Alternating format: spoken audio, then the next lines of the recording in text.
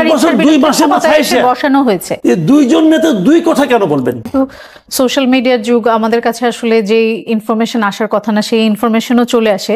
এবং তার এই বক্তব্যের পর, জনাব আব্দুল্লাহ তাহিরের বক্তব্যের পর আমি দেখছিলাম যে একটি ক্লিপ এসেছে, যে ক্লিপে তিনি একজন সাংবাদিককে বলছেন, সাংবাদিক বা ইউটিউবার তাকে বলছেন যে আমি কি ভারতের বিপক্ষে একটু বেশি কড়া কথা বলে ফেললাম।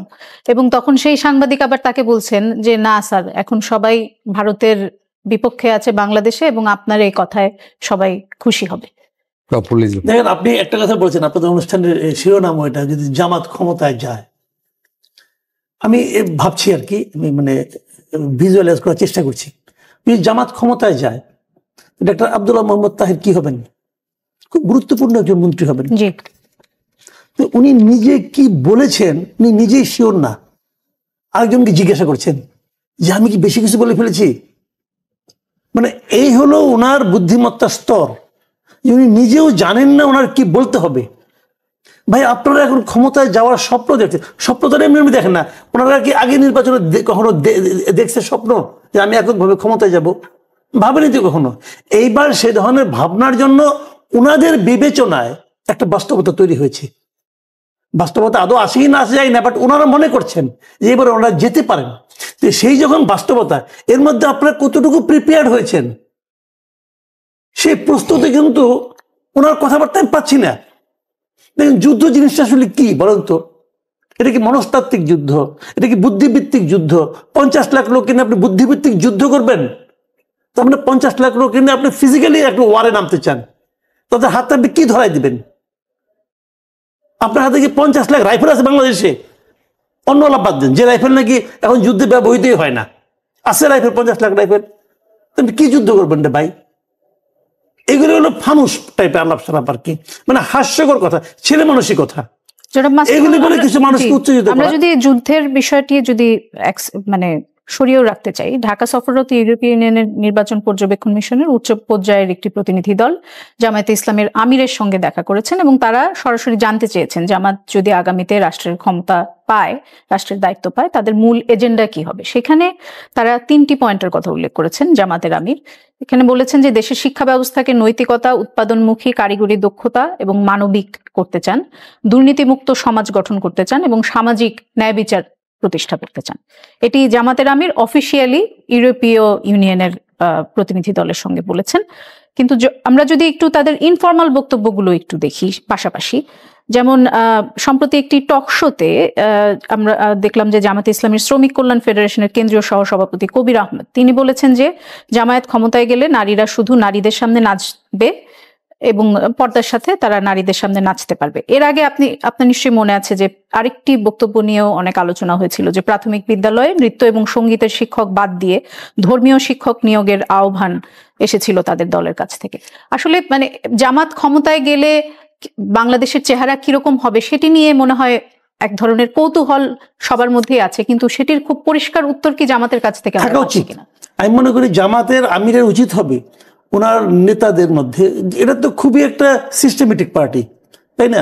আমি কিন্তু নিজে ব্যক্তিগতভাবে জামাতের মধ্যে কিছু কিছু আচরণগত পরিবর্তন ইদানিং লক্ষ্য করি এবং এই পরিবর্তনগুলো আমার কাছে ইতিবাচক মনে হয়। এটা আমার ব্যক্তিগত ব্যাপার। কিন্তু আমি মনে করি যে জামাতের আমির এবং ওদের যে সেন্ট্রাল কমিটি যেটা আছে তাদের উচিত হবে তাদের নেতাদের বলে দেওয়া যে তোমরা কি বলবা এবং কি বলবা না। যেমন কবির আহমেদের যে কথা আপনি বললেন, ওই অনুষ্ঠানটা আমি শুনেছি। কবির আহমেদ কিন্তু স্পষ্ট করে বলেছেন যদি জামায়াত ক্ষমতায় যায় তাহলে তারা অবশ্যই শরিয়া আইন কায়েম করবেন বলেছেন। আবার দেখেন, কয়েকদিন আগে বাংলাদেশে ওই যে জেপি উন্নল কি ইউনিভার্সিটির এক টিচার সিরাধা দত্ত বাংলাদেশে আসছিলেন।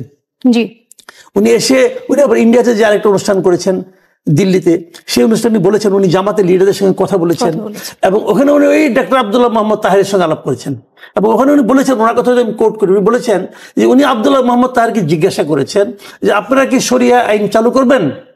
তখন আব্দুল্লাহ মোহাম্মদ তাহের ওনাকে পাল্টা প্রশ্ন করেছেন, আমরা কি কখনো বলেছি আমরা শরিয়া আইন চালু করব? তাহলে এটা পাল্টা প্রশ্ন, কিন্তু উত্তর দিলেন না, উনি পাল্টা প্রশ্ন করলেন। বাট এই পাল্টা প্রশ্ন মানুষের মধ্যে কি একটা ধারণা তৈরি করলো যে তারা শরিয়া আইন চালু করছে না। আমার কথা হলো কি, শরিয়া আইন চালু করেন কিংবা করেন না এটা আপনাদের ব্যাপার, এটা নিয়ে কিন্তু আমার কোনো বক্তব্য নাই। শরিয়া আইন ভালো আমাদের এখানে অ্যাপ্লিকেবল কিনা এটা নিয়ে আমার কোনো বক্তব্য নাই। আমার বক্তব্য হলো যে দুইজন নেতা দুই কথা কেন বলবেন? তাহলে কি সেন্ট্রালি কোনো মানে তাদের কোনো দেওয়া হয় না, নির্দেশনা দেওয়া হয় নাই যে তোমরা কি করবা, কি বলবা, কি করবা না, এগুলি বলা হয় নাই? একটা পলিটিক্যাল পার্টি, অন্তত জামায়াতে ইসলামের মতো একটা পলিটিক্যাল পার্টি যারা নাকি একটা নিয়ম নীতির মধ্যে চলে, এটা তো আওয়ামী লীগ বিএনপি না, যা ইচ্ছা তা কই দিলাম, কই নিয়ে পরে আবার নির্জলা মিথ্যা কথা বলে, আমি এটা বলি নাই, ভিডিও টিডিও আছে, ওনারা ভুল ব্যাখ্যা করছে। তো এইগুলো তো বলা, এই পার্টিটা এটা বলবে কেন? আমি এই পার্টির কাছ থেকে আরো কিন্তু মানে সেন্সিবল কথাবার্তা আশা করি যে ওনারা সিদ্ধান্ত নেন ওনারা কোনটা বলবেন, শরিয়া আইন চালু করবেন নাকি করবেন না। আর ভোটের জন্য শরিয়া আইনের কথা বলবেন না, পরে করবেন, এটাও হতে পারে। এটা একটা প্রতারণামূলক টেকনিক হলে হতে পারে, অসুবিধা কি আছে? এটা একটা টেকনিক যে শরিয়া আইনের কথা বললে। আমাদের এই অনুষ্ঠানে এসে অন্তত জামাতের দুইজন নেতা, কবির আহমেদ এসেছিলেন আমাদের এই অনুষ্ঠানে, এবং অ্যাডভোকেট শিশির মনির এসেছিলেন, দুজনেই কিন্তু বলেছেন যে তারা শরিয়া আইন বাস্তবায়ন করবেন এবং তারা বলেছেন যে এটি একটি ইউনিক মডেল হবে।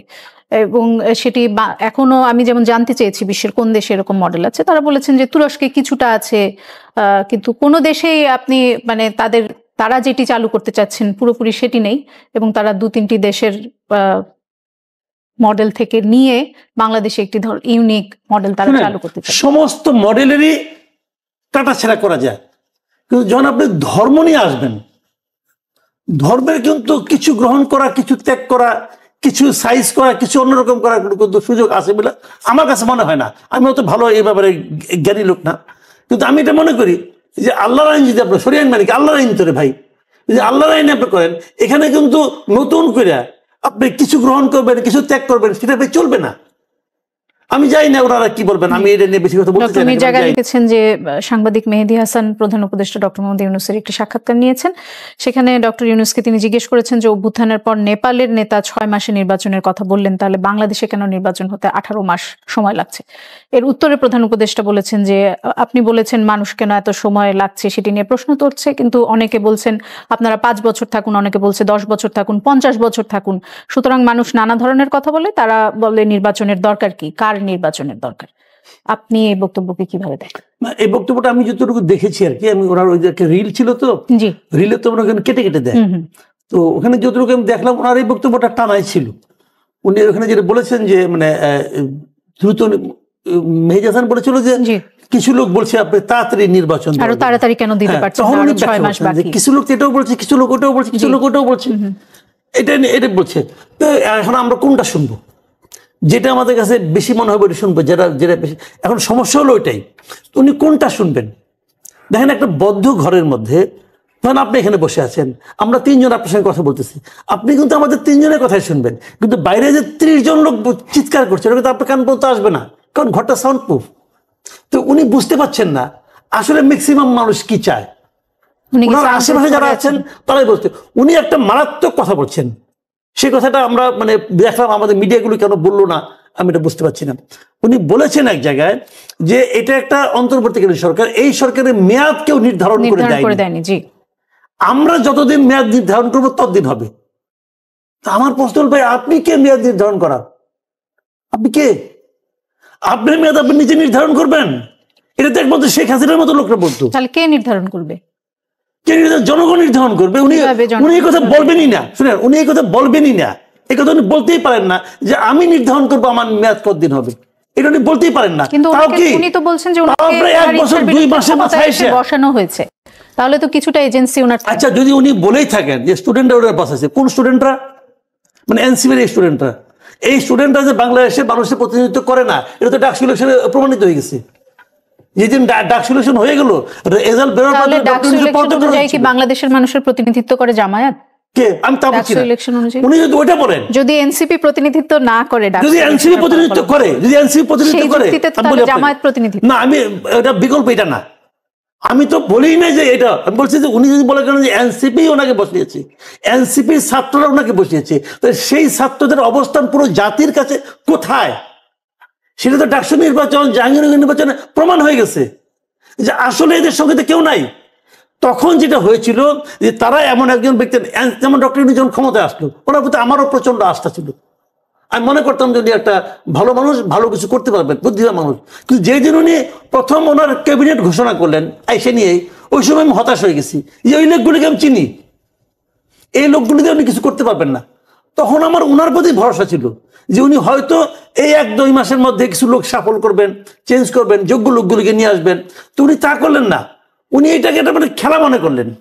মানে এরকম নন সিরিয়াস গভর্নমেন্ট আমি আমার জীবনে কোথাও দেখিও নাই, শুনিও নাই। উনি মনে করেন খেলা। একজন চিফ অ্যাডভাইজার মানে প্রধান নির্বাহী রাষ্ট্রের, উনি একটা ইন্টারভিউতে বলতেছেন যে আমরা তো এই জগতের লোক না, দেখি কি করতে পারি। ভাই এটা কি ট্রায়াল অ্যান্ড এররের বেসিসে কি আপনি দেশ চালাবেন? এটা কি হয়? আপনি বিমানে উঠছেন, উঠানে বিমান ভর্তি যাত্রী, আপনি বলেন কোনো সমস্যা নাই, আমি কখনো চালাই নাই, কিন্তু আমার আন্তরিকতা আছে, দেখি কি হয়। হবে ওই বিমানে আপনি উঠবেন? এটা হইল না ভাই, এটা কোনো সেন্সিবল স্টেটমেন্ট হয়? উনি তো বলেছেন। এবং তারপরে যখন বলছে আপনার অন্য অন্য যারা আছে তারা ভুল করে না, ওই তারা তো করবে, আমি তো কিছু জানি না। ওই বিমানে আমি উঠবো না জনাব কামাল, কিন্তু যদি আমি ওই বিমানে থাকি আর মাঝপথে যদি সেখানে পাইলট কোনো কারণে মৃত্যুবরণ করেছেন, অজ্ঞান হয়ে গেছেন, কিছু একটা করেছেন এবং গিয়ে কারো দায়িত্ব নিতে হয়েছে, তখন যদি সে বলে যে আমি চেষ্টা করব, তাহলে তো তখন যখন দেখবেন যে বলে আমার আর তো চয়েস। ওকে ফাইন, খুব ভালো কথা বলছেন আপনি। যাত্রীদের মাঝখানে একজন যাবে ওখানে, এখন একজন বলতেছে আমি এটা জীবনে চালাই নাই, জীবনে জানি না, আমারে চান্স দেন, আপনি দিবেন তাকে চান্স? উনি তো চান্স চাননি, ওনাকে বসাইছে, যারা বসাইছে তারা ভুল করছে, প্রমাণিত। এবং তাদের কোনো গ্রহণযোগ্যতা না। আন্দোলনটা করছে দেশের জনগণ, কথা ভাই পরিষ্কার, আন্দোলন করছে দেশের জনগণ।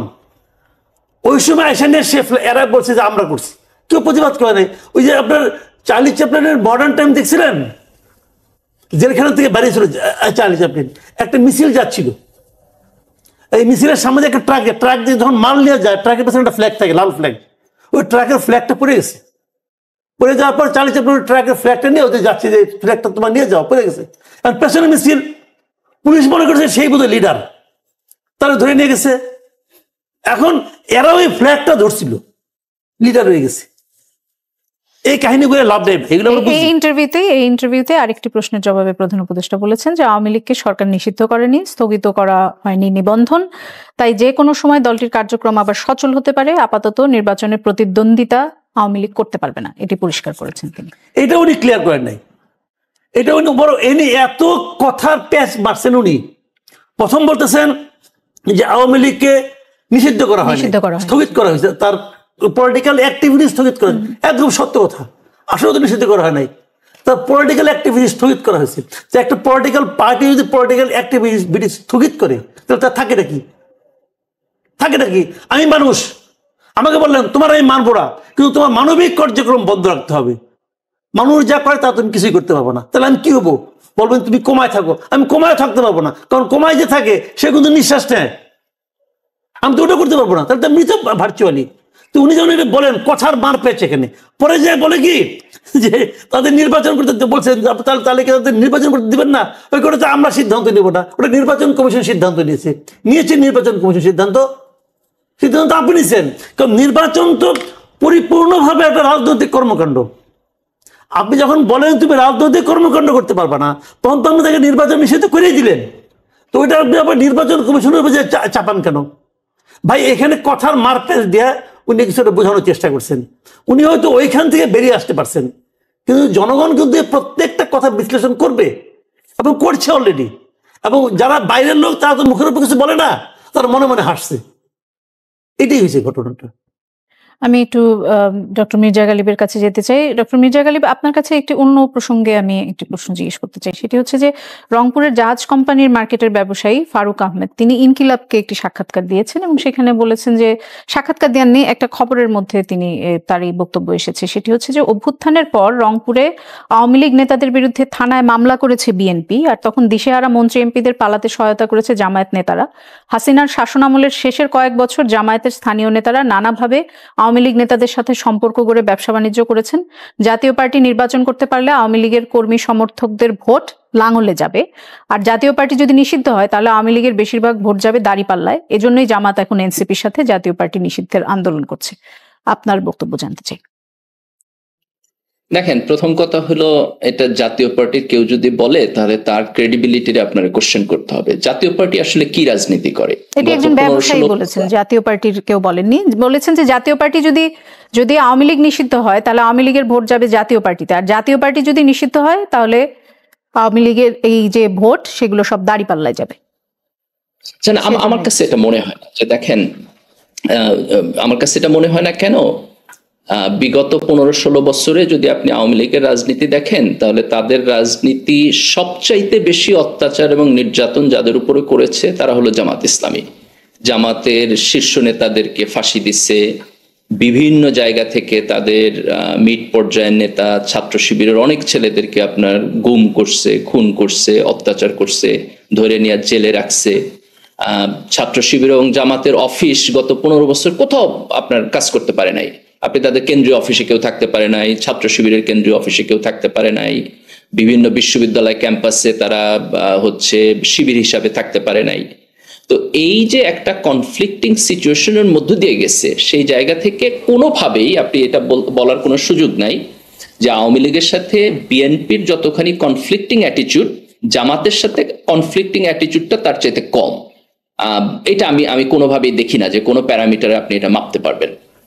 এখন প্রশ্নটা হলো, পরিবর্তিত পরিস্থিতিতে আমরা যদি বুঝতে চাই যে আওয়ামী লীগের ভোট কোথায় যাবে, তাহলে আমি মনে করি যে আপনি যদি আওয়ামী লীগকে নির্বাচনে, আওয়ামী লীগ যদি নিষিদ্ধ থাকে, এখন যেভাবে নিষিদ্ধ আছে, এবং সে যদি নির্বাচনে আসতে না পারে, তাহলে খুব অল্প সংখ্যক একটা পার্সেন্টেজ পাবেন যারা হয়তো ভোট দিবে না। এটা 2-4-5% লোক হবে আমাদের টোটাল পপুলেশনের। আর বাকিরা তাদের লোকাল ইন্টারেস্টের উপর ভিত্তি করে তাদের ভোটিং প্যাটার্ন চেঞ্জ হবে। লোকাল ইন্টারেস্টটা কেমন, সে দেখবে যে তার এলাকায় এমপি নির্বাচনে কে দাঁড়াইছে, এ যদি জিতে তাহলে তার লাভ হবে কিনা, সে একটু সিকিউর থাকবে কিনা, এই এমপি নির্বাচিত হয়ে আসলে তার অর্থ সম্পদ, ব্যবসা বাণিজ্য এগুলোর উপর হস্তক্ষেপ হবে কিনা, সে এলাকায় যাইতে পারবে কিনা। এইভাবে আপনি ভিন্ন ভিন্ন নির্বাচনী এলাকায় আপনি একেবারে কমপ্লিটলি ডিফারেন্ট প্যাটার্ন দেখবেন, যে ভিন্ন জায়গায় লোকেরা ভিন্নভাবে ডিসিশন নিচ্ছে, এবং সারা বাংলাদেশে আওয়ামী লীগের বাকি ভোট আপনার হচ্ছে রিঅর্গানাইজ হয়ে যাবে। কোথাও তারা বিএনপিকে ভোট দিবে, কোথাও তারা জামাত ইসলামকে ভোট দিবে, কোথাও তারা এনসিপি কে ভোট দিবে, কোথাও তারা অন্যান্য পার্টিকে ভোট দিবে। এবং এই ভোটটা যে রিঅর্গানাইজ হবে তার একটা ম্যানিফেস্টেশন আপনি দেখেন ডাকসু নির্বাচনে। এখানে তো ছাত্রলীগ নাই, আপনি যদি ছাত্রলীগের পুরাতন ভোট ধরেন আগের হিসাবে, সেই ভোটের পার্সেন্টেজ অনেক, কিন্তু আপনি ডাকসু নির্বাচনের রেজাল্ট দেখেন, প্রথমে এখানে 80% লোক ভোট দিচ্ছে। এটা মোরাললেস যে কোনো নির্বাচনে আপনার হাইয়েস্ট যেগুলো আসে, যে 80%-এর উপরে, মানে হচ্ছে খুবই টার্ন আউট বেটার, খুবই ভালো টার্ন আউট হয়েছে। তো 80% লোক ভোট দিচ্ছে, এবং সেই ভোট হচ্ছে আপনার ছাত্র শিবিরের প্যানেল, ছাত্র দলের প্যানেল এবং অন্যান্য স্বতন্ত্র প্যানেল এর মধ্যে ভাগযোগ হয়ে গেছে। তা আমি মনে করি জাতীয় নির্বাচনে আপনি এক্স্যাক্টলি এই সেম সিনারিওটা দেখবেন, যে আওয়ামী লীগের একক ভোট আর থাকবে না, এটা বিভিন্ন জায়গায় ভাগযোগ হয়ে যাবে, খুব সম্ভবত 4-5% ভোট তাদের থাকতে পারে। জি, জনাব আলতাফ পারভেজ, এই বিষয়ে কি আপনি কিছু যোগ করতে চান?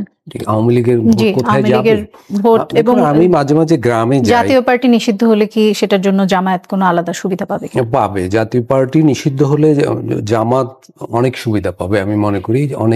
অনেক জায়গায় ইতিমধ্যে আওয়ামী লীগের, দেখুন এখানে তো একটা দলীয় ব্যক্তিরা সাধারণত কোনো ব্যবসায়ী বা এক প্রভাবশালী ব্যক্তি, সাধারণ মানুষের ক্ষেত্রে না, এই প্রভাবশালী ব্যক্তিরা তাদের প্রভাব টিকিয়ে রাখার জন্য এখন অনেক জায়গায় জামাতে যোগ দিচ্ছে বা জামাতের কাভারেজে যাচ্ছে, অনেক জায়গায় বিএনপির কাভারেজে যাচ্ছে। কিন্তু বিএনপির সাথে আওয়ামী লীগের সম্পর্কটা ছিল খুবই সাপে নেউলে, জামাতের সাথেও ছিল, কিন্তু মাঠ পর্যায়ে এখন জামাত 5ই আগস্টের পর থেকে তাদের একটা কর্মসূচি পরিকল্পনা ছিল যে আওয়ামী লীগের গুরুত্বপূর্ণ ব্যক্তিদের আমরা কাছে টানবো, সেটা তারা বিভিন্ন সহায়ক পরিকল্পনা করে টানতে পেরেছে বা পারছে, বিশেষ করে রংপুর বিভাগে। এবং দেখবেন যে এই পরিসংখ্যানগুলো হয়েছে, জরিপগুলো হয়েছে, সেখানে রংপুরে জামাতের জরিপে এগিয়ে আছে, এবং সেই এগিয়ে থাকার কারণ হলো সেখানে অনেক জায়গায় ধরে নেওয়া হয়েছে যে জাতীয় পার্টি হয়তো নির্বাচন করতে পারবে না, এবং তারা সেখানে স্থানীয় প্রভাবশালী যারা আওয়ামী লীগ করতো তারা জামাতের শেল্টারে আছে। বা শেল্টার পাচ্ছে। এগুলো ভোটের হিসাব জামাত অনেক আগে থেকে কাজ করছে। এবং ডাকসু নির্বাচনের কথা যেটা আলাপ হলো, দেখুন ডাকসু নির্বাচনে তো এটা তো ইতিমধ্যে প্রকাশিত যে শিবিরের অনেকে ছাত্রলীগে ছিল এবং ছাত্রলীগ চলে যাওয়ার পরে ছাত্রলীগের তো নেতারা চলে গেছে, কিন্তু তাদের নেটওয়ার্কটা বজায় ছিল এবং সেই নেটওয়ার্কের সুবিধা ওই শিবিরের যারা ছাত্রলীগে ছিল কিন্তু পরে আত্মপ্রকাশ করেছে তারা সেই সুবিধাটা ব্যবহার করেছে ওই নেটওয়ার্কের ফলে। আওয়ামী লীগের যে নেটওয়ার্ক, সাংগঠনিক নেটওয়ার্ক, যে প্রভাবের পরিসর, সেইটা যেখানে যেখানে জামাত তাদের টানতে পেরেছে জামাত ইসলাম সেই সুবিধা পাবে এবং পাচ্ছে। মাসুদ কামাল, আপনার কাছে যেতে চাই। আপনি দেখেছেন নিশ্চয়ই আজকে একটি খবরে যে জুলাই সনদের আইনি ভিত্তি পিআর সহ 5 দফা দাবিতে দ্বিতীয় দফায় যুগপৎ আন্দোলনের কর্মসূচির ঘোষণা দিয়েছে ধর্মভিত্তিক 3টি দল, জামাতে ইসলামী, খেলাফত মজলিস এবং ইসলামী আন্দোলন। আপনি এই ঘোষণাকে কিভাবে দেখছেন সেটি জানতে চাই। আর সেই সাথে আপনি নিশ্চয়ই দেখেছেন যে প্রধান উপদেষ্টা তো জাতিসংঘে তার ভাষণে ফেব্রুয়ারিতে নির্বাচনের কথা বলেছেন। আমরা ধরে নিতে পারি যে ফেব্রুয়ারিতে নির্বাচন হচ্ছে। ডাকসু জাকসুতে এর মধ্যেই ছাত্রদল শোচনীয় ফলাফল করেছে। জামাতে ইসলামী দলগুলোকে নিয়ে এক ধরনের নির্বাচনী জোট করার পথে এগুচ্ছে, কিছুটা হলেও তাদের অগ্রগতি হয়েছে। সব মিলিয়ে জামাত এখন মনে হচ্ছে যে খুব শক্তিশালী একটা অবস্থায় আছে এবং ক্ষমতার বেশ কাছাকাছি তারা অবস্থান করছে এরকম মনে হচ্ছে। সেই হিসেবে বিএনপি কি কিছুটা পিছিয়ে আছে কিনা, এবং এই অবস্থায়ও বিএনপির ভারপ্রাপ্ত চেয়ারম্যান যে দেশে ফিরছেন না, সে বিষয়টিকে আসলে আপনি কিভাবে দেখেন বা এটার পিছনে কি কারণ থাকতে পারে বলে মনে হয়? ভোটের রাজনীতিতে একটা জিনিস আর সাংগঠনিক রাজনীতি আরেক জিনিস। ভোট কিন্তু সবসময় কিন্তু মনে করেন একটা কোন দলের কি ম্যানিফেস্টো, কোন দল কি করবে না করবে এটা দেখে কিন্তু মানুষ ভোট দেয় না। বাংলাদেশে ভোট অনেক সময় কিন্তু হুজুগে হয়ে যায়, একটা হুজুগ উঠে পাবলিক যে ভোট দিয়ে আসে। বাংলাদেশের রাজনীতিতে ভোটের অনেকগুলি আপনার নিয়ামক কাজ করে, এলাকায় কাজ করে, এলাকায় প্রভাব প্রতিপত্তি কাজ করে, যেটা আলতাফ ভাই বললেন খুব ইম্পর্টেন্ট। কিন্তু যে অনেক জায়গায় যে যার প্রভাব নাকি আমি জাতীয় রাজনীতির প্রভাব কিন্তু ডাকসু জাকসুতে পড়ছে। এটা কিভাবে পড়ছে সেটা আমি বলি আপনাকে। ছাত্রলীগের যে ভোটগুলো সেগুলো কেন গেছে জামাতের কাছে গেছে, এগুলো এই ছাত্রলীগ যারা করে বেসিক্যালি এরা সবাই কিন্তু পারিবারিকভাবে করে, ম্যাক্সিমাম 80% পারিবারিকভাবে করে।